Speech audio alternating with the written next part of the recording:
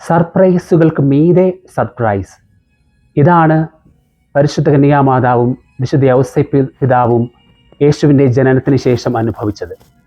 രക്ഷകൻ്റെ സാന്നിധ്യം പുറത്തുള്ള വ്യക്തമായിട്ടുള്ള അടയാളങ്ങളിലൂടെ തിരിച്ചറിഞ്ഞവർ ഉണ്ടായിരുന്നു. ഉദാഹരണമായിട്ട് ആട്ടിടയന്മാർ മാലാഖമാരുടെ ഇടപെടലിലൂടെയാണ് രക്ഷകൻ്റെ സാന്നിധ്യം തിരിച്ചറിയുന്നത്. ഇതുപോലെ തന്നെ ദൂരദേശത്ത് നിന്ന് ഒരു നക്ഷത്രത്തിൻ്റെ സഹായത്തോടുകൂടെ രക്ഷകൻ്റെ സാന്നിധ്യം തിരിച്ചറിയുന്ന ജ്ഞാനികളായിട്ടുള്ള രാജാക്കന്മാർ, അവരും യേശുവിൻ്റെ സാന്നിധ്യം, രക്ഷകൻ്റെ സാന്നിധ്യം തിരിച്ചറിഞ്ഞ് യേശുവിനെ ആരാധിക്കാനായിട്ട് വരുന്നു. എന്നാൽ ആ പുറത്തുള്ള പ്രത്യക്ഷമായിട്ടുള്ള അടയാളങ്ങളിലൂടെ അല്ലാതെ ഉള്ളിലുള്ള പരിശുദ്ധാത്മാവിൻ്റെ നിറവിലൂടെ രക്ഷകൻ്റെ സാന്നിധ്യം തിരിച്ചറിയുന്നവരെയാണ് നാം ഈ ദിവസങ്ങളിൽ കാണുന്നത്. ഇന്നലെ നാം മഹാനായ ശിമയോൻ്റെ ഇടപെടൽ നാം കണ്ടതാണ്. ഇന്ന് അന്ന എന്ന പ്രവാചകയെ നാം കാണുകയാണ്. ഭർത്താവിൻ്റെ മരണത്തിനു ശേഷം 7 വർഷം മാത്രം ഭർത്താവിനോടൊപ്പം ജീവിച്ച ശേഷം, വിധവയായ ശേഷം മുഴുവനും സമയവും ദേവാലയം വിട്ടുപോകാതെ ഉപവാസത്തിലും പ്രാർത്ഥനയിലും ദൈവാരാധനയിൽ കഴിഞ്ഞിരുന്ന അന്ന എന്ന പ്രവാചക, ഇവളും ഉടനെ തന്നെ യേശുവിൻ്റെ സാന്നിധ്യം, രക്ഷകൻ്റെ സാന്നിധ്യം തിരിച്ചറിയുന്ന ഒരു കാര്യം നാം ഇവിടെ കാണുകയാണ്. ഇതാണ് ആവിലായിലെ അമ്മ ത്രേസ്യ പറഞ്ഞു വയ്ക്കുന്ന ആക്റ്റീവ് മെഡിറ്റേഷനും പാസീവ് മെഡിറ്റേഷനും.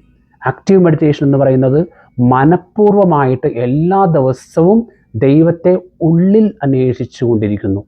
അതായത് ദൈവവചനമാകുന്ന കണ്ണാടിയിലൂടെ എല്ലാ ദിവസവും ഉള്ളിലോട്ട് നോക്കി മെഡിറ്റേഷൻ ചെയ്യുന്നു, ധ്യാനിക്കുന്നു. ദൈവവചനത്തെ ധ്യാനിച്ചു കൊണ്ടേയിരിക്കുന്നു, ഉള്ളിലേക്ക് നോക്കിക്കൊണ്ടിരിക്കുന്നു. ദൈവവചനമാകുന്ന കണ്ണാടി ഉപയോഗിക്കുമ്പോഴുള്ള പ്രത്യേകത എന്ന് പറയുമ്പോൾ നമുക്കുള്ള ഉള്ളിലുള്ള അഴുക്ക് കാണാൻ പറ്റും. അഴുക്ക് എല്ലാ ദിവസവും നമുക്ക് മാറ്റാൻ കഴിയും. ദൈവത്തിൻ്റെ സാന്നിധ്യം, ഉള്ളിലുള്ള ദൈവത്തിനെ നമുക്ക് എല്ലാ ദിവസവും തിരിച്ചറിയാനായിട്ട് സാധിക്കും. അതാണ് ആക്റ്റീവ് മെഡിറ്റേഷനായിട്ട് പറയുന്നത്. ഇതാണ് അന്ന ചെയ്തുകൊണ്ടിരുന്നത്. പിന്നെ പാസീവ് മെഡിറ്റേഷനിലൂടെ നാം പതിയെ നാം നീങ്ങി തുടങ്ങും. അവിടെ ദൈവം തന്നെ നമ്മെ ക്ഷണിക്കുന്ന അവസ്ഥ, എല്ലാ ദിവസവും ദൈവം തന്നെ തന്നോടൊപ്പമായിരിക്കാനായിട്ട് നമ്മെ ക്ഷണിക്കുന്ന അവസ്ഥ, ഇതൊക്കെ നാം അനുഭവിക്കാനായിട്ട് സാധിക്കും. ഇത് നാം ആക്റ്റീവ് മെഡിറ്റേഷനിൽ മുഴുകുമ്പോഴാണ് ഇത് നമുക്ക് സാധ്യമാകുന്നത്. അന്ന എന്ന പ്രവാചകയിൽ നമുക്ക് യേശു പിൽക്കാലത്ത് പറഞ്ഞ ആ 7 വിവേകമതികളായിട്ടുള്ള കന്യകകളും 7 വിവേകരഹിതകളായിട്ടുള്ള കന്യകളുടെ ഉപമ പറയുന്നുണ്ട്. അതിൽ ഒരു ഉദാഹരണം, കൃത്യമായിട്ടുള്ള ഉദാഹരണം പ്രവാചകയായിട്ടുള്ള അന്നയിൽ നാം കാണാനായിട്ട് സാധിക്കും.